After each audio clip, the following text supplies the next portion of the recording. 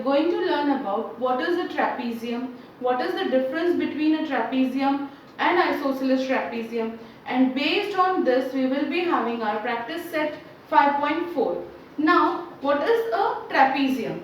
Any quadrilateral, any four-sided figure in which only one pair of opposite side is parallel, that quadrilateral is termed as or called as a trapezium, right? But now see in this figure PQRS, right? One pair PQ is parallel to SR.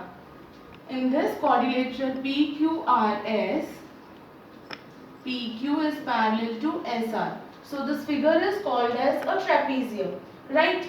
But if other pair of segment means non-parallel sides, if they are congruent, then such figure is called as isosceles trapezium. Say for example, if ABCD is a trapezium in which AB is parallel to CD or DC, then if AD is congruent to BC, if AD is congruent to BC, such quadrilateral, such trapezium is called as isosceles trapezium. Right? This is the difference between a trapezium and isosceles trapezium. In a trapezium, we have only one pair of opposite sides as parallel, but other pair is non-congruent and non-parallel sides.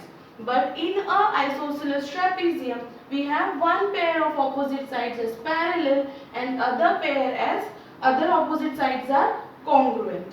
And the midpoint of the non-parallel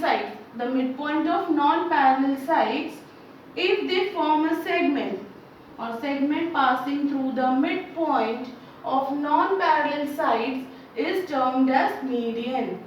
See here, if X is the midpoint of AD and Y is the midpoint of BC, then the segment that is drawn by joining point X and Y, that is seg XY, is called as median.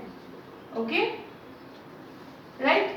Now, when we are talking about a trapezium, so PQ is parallel to SR and PS is the transversal, right? So angle P plus angle S means sum of adjacent angles. Angle P plus angle S is equal to 180 degree. Same way angle Q plus angle R is also equal to 180 degree, right? The same way in isosceles trapezium also, if AB is parallel to CD, then angle A plus angle D, these are the adjacent angles on transversal AD, so they are the interior angles, and interior angles of trapezium are supplementary. Sum of interior angle is 180 degree. Angle A plus angle D is 180. Same way angle B plus angle C is also equal to 180 degree. Now based on these properties, we will be having our practice set 5.4. Okay. Now see the first sum of practice set 5.4. Here it is given that quadrilateral IJKL is a trapezium. In quadrilateral IJKL, IJ is parallel to KL. Side IJ is parallel to KL. Okay. And measure of angle I is given 108 degree. And measure of angle K is given 53 degree. We have to find the measure of angle J and measure of angle L. Now as we all know that IJ is parallel to LK, then IL is the transversal, right? And if IL is the transversal, then measure of angle I plus measure of angle L equals to 180 degree. Adjacent angles of trapezium are supplementary. So by that property, we can get the value of L the same way we can calculate for J also, right? So let's start with the solution. In quadrilateral IJKL, side IJ parallel side KL is given to you, right? Therefore, on transversal IL,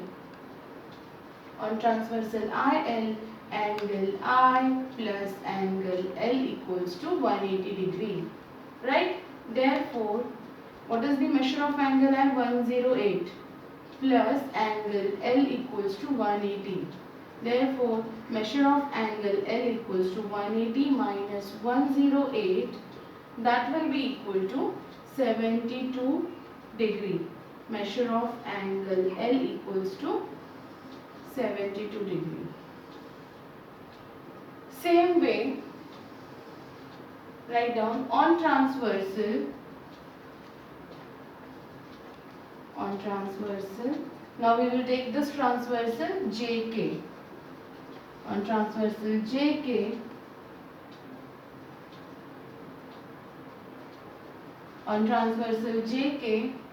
angle J plus angle K equals to 180 degree. You can write the property also here. Adjacent angles of a trapezium are supplementary. Same way here also we will write the property. Adjacent angles of a trapezium are supplementary.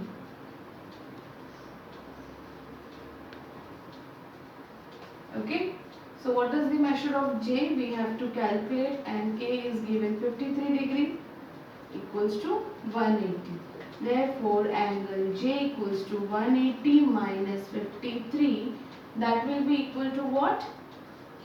127 degree. Angle J. Measure of angle J equals to 127 degree. Right? This way we have completed with the first sum. Note it down and then we will see the next sum. Now, second sum of this practice set 5.4 we will see in interactive session. So, let's start with the third sum of practice set 5.4. What is given here? In this sum, we are given with the quadrilateral ABCD, right? And BC is less than side AD. BC is less than side AD, as you can see. And BC is parallel to AD.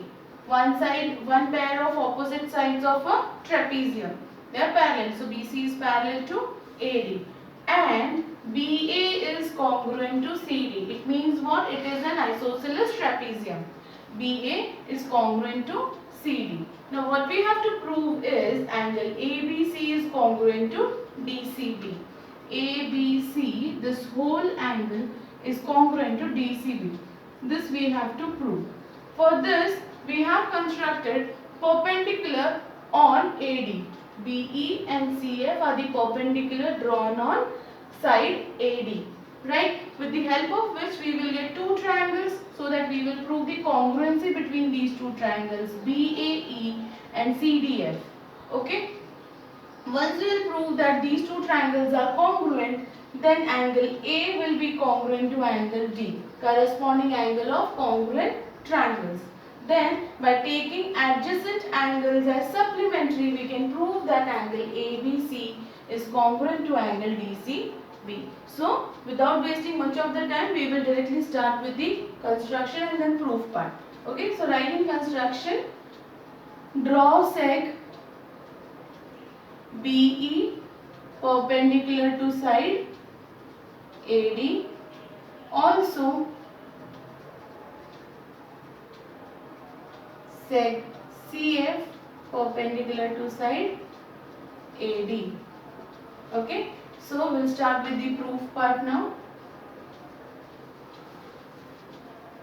Here, right, in quadrilateral ABCD, side BC parallel side AD. This is given, right? BC is parallel to AD, that is given to us. Therefore, seg BE congruent seg CF. Equation 1. What is the reason for this? That BE is congruent to CF. Distance between two parallel lines is always constant. So you can write distance between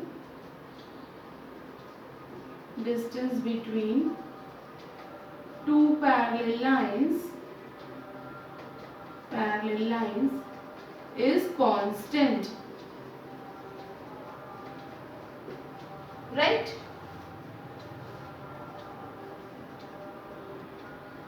Also, as we have drawn BE perpendicular to AD and CF is also perpendicular to AD, therefore angle BEA is equal to angle CFD equals to 90 degree. From construction,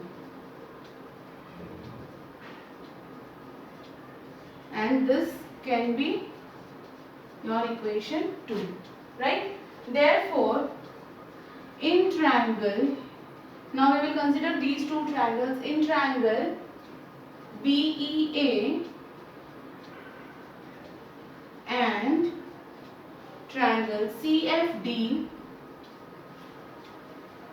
angle BEA congruent angle CFD from equation 2, right? Then seg BA congruent seg CD, this is given, right? BA is congruent to CD, that is given to us, and BE is congruent to CF, that is from equation 1, right? Also seg BE congruent seg CF from 1. Therefore, triangle BEA congruent triangle CFD by hypotenuse side test, right? 90 degree, side opposite to 90 degree is congruent, and then this BE is also congruent to CF. So, by hypotenuse side test, these two triangles are congruent. If these two triangles are congruent, then corresponding angles are also congruent. Therefore, angle BAE congruent angle CDF, right? Corresponding angle of congruent triangles, that is angle BAD congruent angle CDA. What is the reason? A dash, E dash, F dash, D, right? All the points are collinear. So instead of E we can take D, and here instead of F we can take A, right? So BAD is congruent to CDA. This will be your equation 3, right? As we all know that BC is parallel to AD. This is given to you. BC is parallel to AD, right? Therefore, on transversal AB, we can have these adjacent angles as supplementary. So, write down side BC parallel side AD given. Therefore, on transversal AB, angle ABC plus angle BAD equals to 180 degree, right? This is your equation 4. Also, on transversal CD, angle DCB plus angle CDA is equal to 180 degree. That is equation 5. Now, see here, adjacent angles are supplementary. Here on transversal AB, we have adjacent angle supplementary. Same on transversal CD also we have adjacent angles supplementary. So from equation 4 and 5, 180 will be cancelled, and we will be having from equation 4 and 5, we can write angle ABC plus angle BAD is equal to angle DCB plus angle CDA, right? Now, if we compare this with our equation 3, see your BAD is congruent to CDA. So, BAD is congruent to CDA. that can be cancelled. Therefore, angle ABC is equal to angle DCB from equation 3. And see if we have got our answer or not. Yes, ABC is congruent to DCB. So if ABC is equal to DCB, it means what? Therefore, or that is angle ABC congruent angle DCB. This way we come to an end to this topic. Okay, and our 5.4 exercise is done. Note down the answer. Yes children, now we will see midpoint theorem. Now what is midpoint theorem? See here, the segment joining midpoint of any two sides of a triangle is parallel to the third side and is half of it. Now a segment joining midpoint of any two sides of the triangle means what? P and Q are the midpoints of side AB and AC respectively. Now PQ is the segment that is joining midpoint of AB and AC, right? So we are getting seg PQ. And this is parallel to BC and PQ is half of BC that we have to prove. So in triangle ABC, point P is midpoint of AB and point Q is midpoint of AC. That is given to us. Right? Now what we have to prove is PQ is parallel to BC and PQ is half of BC. That is the statement. The segment joining midpoint of any two sides of a triangle is parallel to the third side and is half of it. This is the statement that we have to prove. For this, we have to extend this PQ at point R and we will join RC. That will be the construction. So these all dotted lines are the construction part. Okay. So here in construction what I have written, draw seg PQ, extend R such that PQ is equal to QR. PQ is equal to QR. Okay. And we have drawn seg RC. Now we will consider these two triangles AQP and CQR, right? So write down in triangle AQP and triangle CQR, seg AQ congruent seg CQ. This is given because point Q is midpoint of AC. So point Q divides AC in two equal parts. So AQ is equal to CQ. Then we have vertically opposite angle AQP congruent angle CQR, vertically opposite angles, right? Then from construction we are getting PQ congruent QR. So seg PQ congruent seg QR. This is from construction. Right? So these two triangles are congruent by which test? Side angle side test. So write down therefore triangle AQP is congruent to triangle CQR by which test? SAS test. If these two triangles are congruent, then their corresponding angles are also congruent. Right?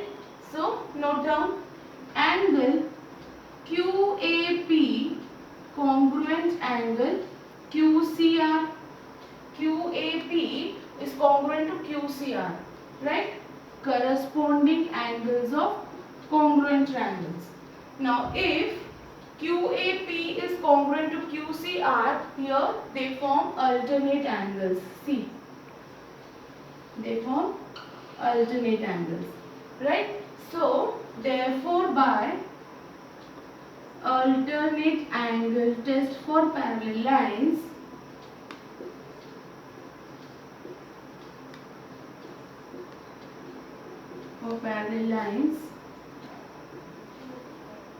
seg AB parallel seg CR. AB is parallel to CR. That is, we can say PB is parallel to CR. Seg PB parallel seg CR or RC, right? PB is parallel to CR. Okay. And one more thing, here you can make it as equation 1. Also you can say that P is the midpoint of AB. So AP is equal to BP, right?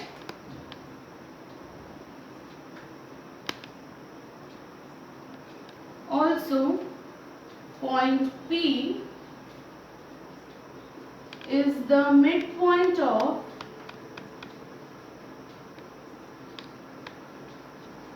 seg AB or side AB, that is given.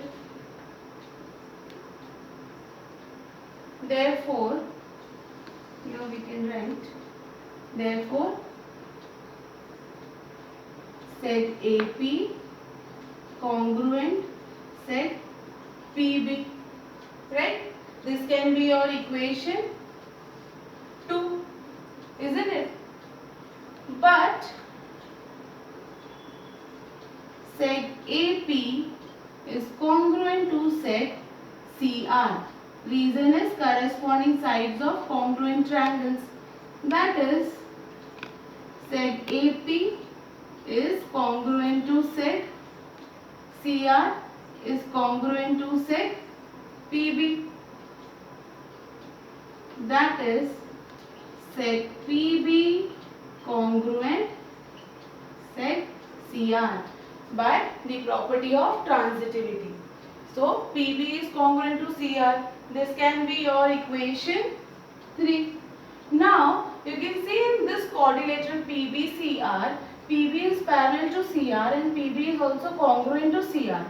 So what we can say is that PBCR is a parallelogram because here pair of opposite sides are parallel and congruent. So we can say that from 1 and 3 quadrilateral PBCR is a parallelogram. And if it is a parallelogram, then the other pair of opposite side like PR is congruent to, PR, we can say that PR is parallel to BC. Okay, and here we will prove our first part. Seg PR parallel seg BC. That is, if PR is parallel, what we can say that PQ is also parallel, right? So that is PQ, that is seg PQ parallel seg BC. Here our first part is proved. Okay, right? Because P dash Q dash R, so instead of PR I can take PQ parallel BC. Right? Now the second part is PQ is half of BC. Note it down, then we will see the second part. Now see the second part. Here we have done with our first part, that is PQ parallel to BC. PQ is parallel to BC. Now we have to prove that PQ is half of BC. So here we have proved that PR is parallel to BC, right? And then PQ is parallel to BC, we have proved, but PR is congruent to BC, opposite sides of parallelogram, right? So we will take that part. Seg PR congruent to seg BC, right? Opposite sides of parallelogram, right? Now what is PR? PR means PQ plus QR, that is equal to BC. Now we all know that PQ is equal to QR, right? From construction. So I can write twice this part. See here, in construction we have written PQ is equal to QR. So instead of QR, I can take PQ twice. So PQ plus PQ is equal to BC. So 2PQ is equal to BC. Therefore, PQ equals to, this 2 will move to the other side, it will become half of BC. This way we have done with our second part, and we have proved the midpoint theorem that the segment joining midpoints of any two sides of a triangle is parallel to the third side and is half of it.